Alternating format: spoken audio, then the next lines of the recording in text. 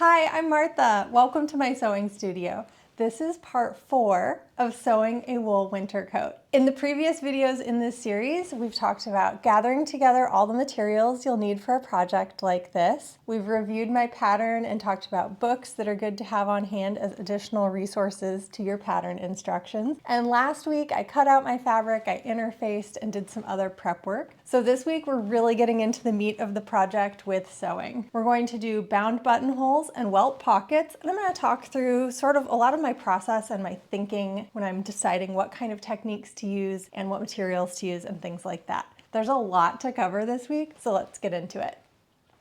All right, today we are gonna dive right in. When we left off, I had cut out all my fabric, I had interfaced, and now it's what we've been preparing for. The first thing that needs to happen in a coat like this is making the bound buttonholes. Usually, buttonholes are one of the last phases of making a garment, and if you're making a coat where your sewing machine can make buttonholes on your fabric, or if you have access to having buttonholes done professionally, which is something I love to have done in Manhattan. I can make a separate video about that next time I go to do it. Most people don't have access to that, and I would argue most home machines can't make it through several layers of a really thick woolly fabric plus interfacing and make a successful buttonhole. I've tried, I've failed, I've accepted my fate. A bound buttonhole is very beautiful and it's sort of a true vintage touch. It's definitely an elevated touch to a coat, so I think it's the way to go. But you need to make them at the beginning of your project rather than the end, just because once your garment is fully constructed and you've added facing, it would be impossible to add them. So the first thing I did was I took out my pattern tissue and I transferred all of the markings for buttonholes onto my fabric. Because my fabric is so textured and woolly, it won't hold a precise marking. But my interfacing is this very finely woven, soft cotton muslin, and it holds a beautiful crisp marking. I can draw on it with pencil. And because it's on the inside of the garment, I can have as many markings as I want and no one's going to know. So I went ahead and I marked all of my precise buttonholes. This pattern had 4 buttonholes and I added 5, in large part because the previous owner of this pattern added 5 and I wanted to honor her decision.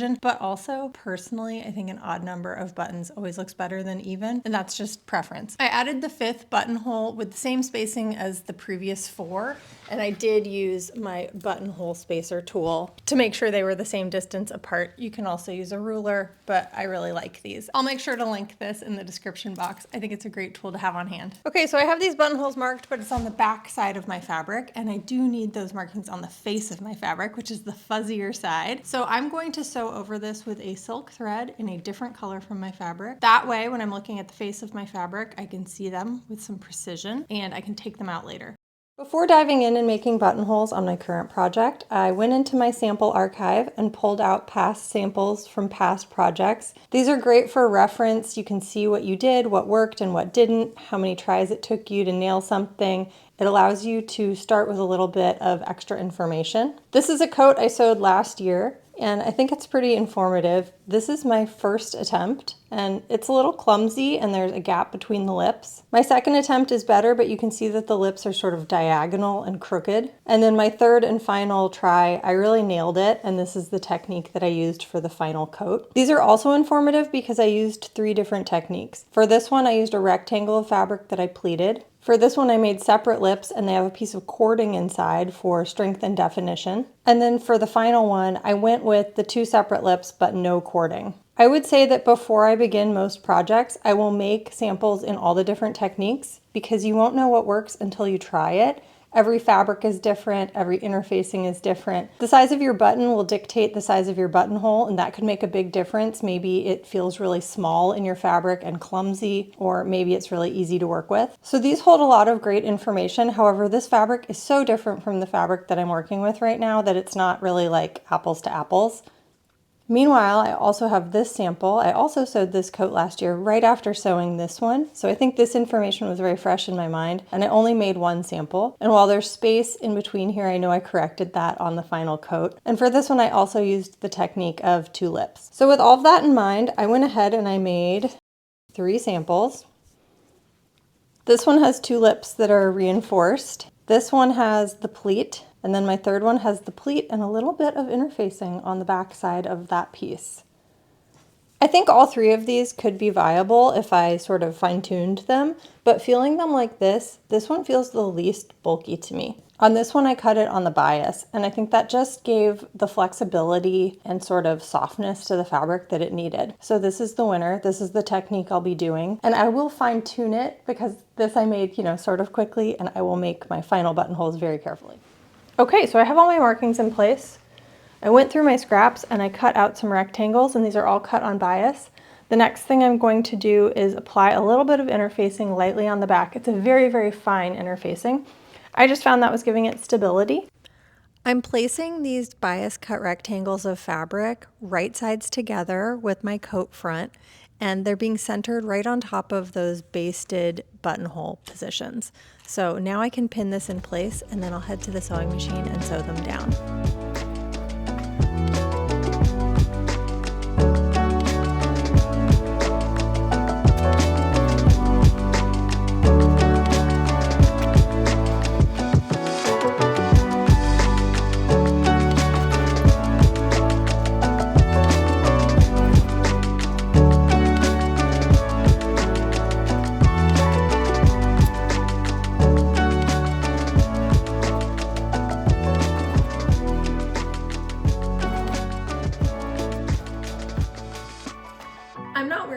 Right now, so I don't know if this audio will turn out, but I got so like overstimulated and frustrated while doing this that I have to stop and take a break and do something else because I just realized my frustration level was too high. And I think it's very important to note that when you're working on a finicky technique. Okay, it was honestly a little bit touch and go for a second there. I really hit my frustration threshold. Sewing has taught me patience, delayed gratification, and how to recognize feelings of frustration building within myself. I think I am someone who becomes frustrated very quickly. And so usually it's like too late. Like once I'm feeling it, I'm like, I'm already at 11. And I've kind of had to learn to notice when it's coming on. It started to happen to me when I was like three out of 5 buttonholes in, and I was like, oh no, I really want to finish this. And I did, but then I was like, I must stop, and I did. So great. What I did is I sewed these rectangles. I do want to talk about precision, specifically at this step that I just sewed, where I've made these neat little rectangles, these perfect, neat little rectangles. If you have watched other videos of mine, you'll notice there's places where I fudge things or I say, close enough, we'll figure that out later. It's just chalk, I'll sew it correctly. This is not that.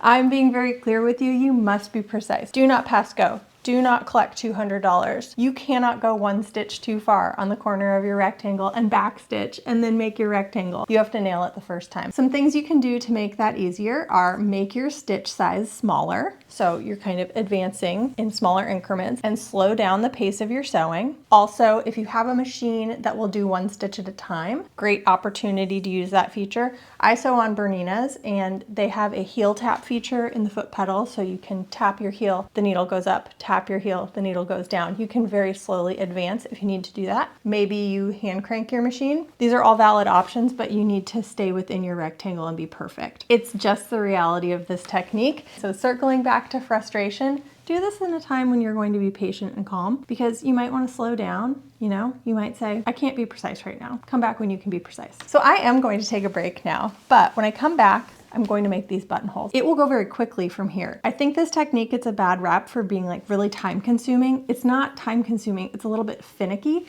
but especially when you're sort of assembly line doing them, it's just like zoop, zoop, zoop, and then they're done. I'm back and I'm feeling fresh, and I'm prepared to finish off these bound buttonholes. So here we are with those perfectly sewn rectangles on the front of our garment. The next thing I'm going to do is cut through the fabric, flip these around, and then begin to form the lips. I'm going to move through this without too much talking, because later on I will post a separate video that is just a tutorial of this method. But in the meantime, this will give you a bit of an overview, and you can see the basic steps as I move through them.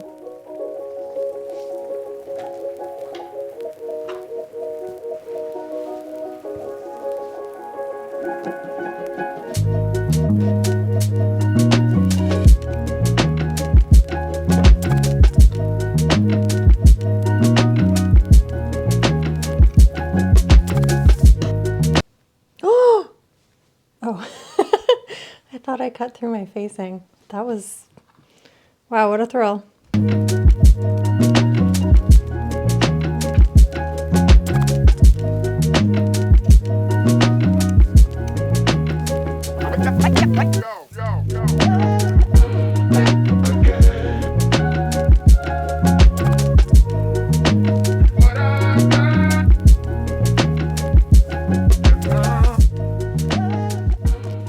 Okay, so here's what it looks like on the outside of the jacket. And remember, this is going to be my facing eventually. And here's what it looks like on the inside. I'm going to steam these and hit them with my clapper to get everything laying nice and flat.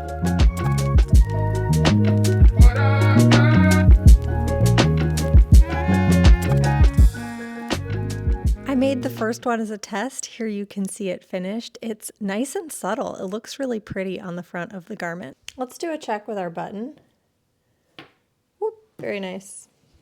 Nice and easy. Since I knew a button would fit, I went ahead and pressed all of them into the lips, and I used my clapper to make sure everything is laying nice and flat. Let's look at them from the front. Oh, they look so nice. Little poodle doodle.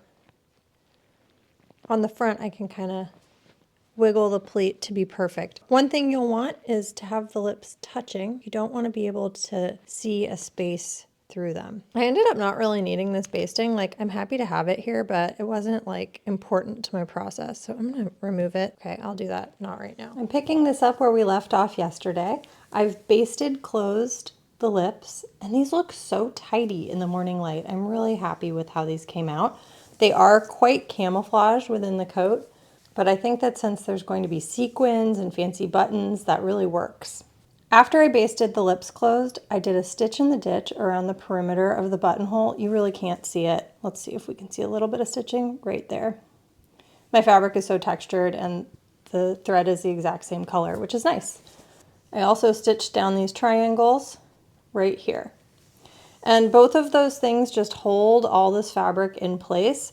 Now it's sort of trapped in that pleat and it will stay like that forever. Okay, I did a couple of things a little bit impulsively, but I'm happy with my choices. First of all, I trimmed these down. You can see again, I left them big, but they are out of this fold space. And then I added a fusible interfacing to this facing. This is not a kind of fusible interfacing I would normally ever use on a coat project, but I wanted it to be whisper light. It was really bothering me that the pattern didn't have the facing interfaced at all. And I didn't want to add a lot of bulk because this all gets folded over and you know, it is chunky, but this just adds a little bit of stability and support. Normally, again, would not use this interfacing, but I'm using what I have on hand and I'm following my instincts and I felt this is what it needed. I also noted that this edge was getting frayed and it was really bothering me, so I went ahead and serged it. Easy. I'm also kind of wondering if I'm going to want to add some fusible here to reinforce where the welt pocket goes, and I'm confident that I'm going to want to do that. All right, I did a little bit of sewing without you, but we're going to get caught up on it. I sewed the back side of my bound buttonholes. This is in the facing. They're kind of like little windows, and these will be hand stitched down later in the process. For now, the bound buttonholes are done, which means I can move on to my welt pockets. I decided to add a little bit of fusible interfacing right here. This is where the welt pocket will be cut open because I thought, you know what, we're cutting into it. Let's reinforce it. I have everything marked and pinned into place, so I'm going to sew the first one, and then for the second one, I'm going to film it for a tutorial that will be a separate video. And after that, the fronts will be done, which is super exciting. It means we can move on to the next step. My plan was to add sequins next to the flat pieces, but I've realized as I was thinking it through that I won't be able to steam or press my seams if there's sequins there because they will melt. So I think I'm going to do some basic construction and then add sequins. But let's not get ahead of ourselves. That will be my next video. Let's focus on these welt pockets. I'm going to sit at the machine.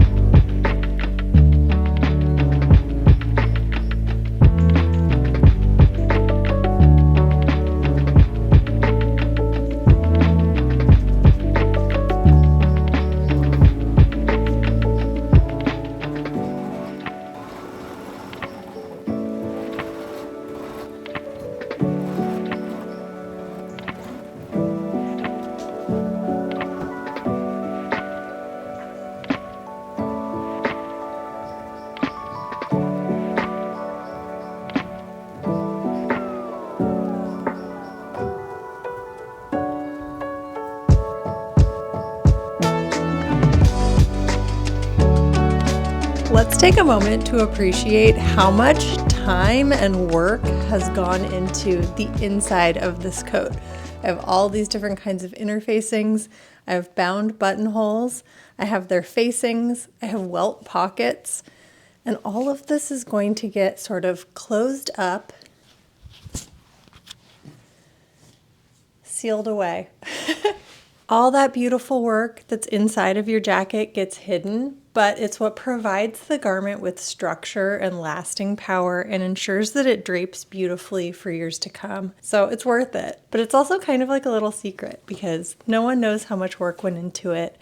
No one really sees it except for you, but it adds to the satisfaction when you wear it. So on that note, I'm kind of closing up this part of the project and we'll move into construction and sequins with a real focus on the outside in the next few videos.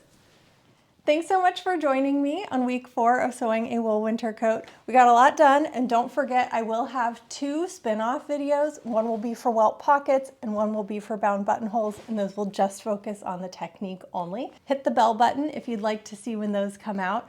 I will be releasing them probably midweek, I'm not sure yet. Next week will be sequins, and I am so excited. This is what I've been looking forward to since I planned this project, so we're getting into the most fun part. There will also be a little bit of construction, so the coat's kind of going to start really coming together now. The vision is going to come to life. So please join me next week for that. If you have any questions or comments or want to know anything else about this project, leave me a comment down below. Otherwise, I have a lot of sewing to do. I got to get out my sequins, you know? I'll see you here next week. Thanks so much for joining me. Bye.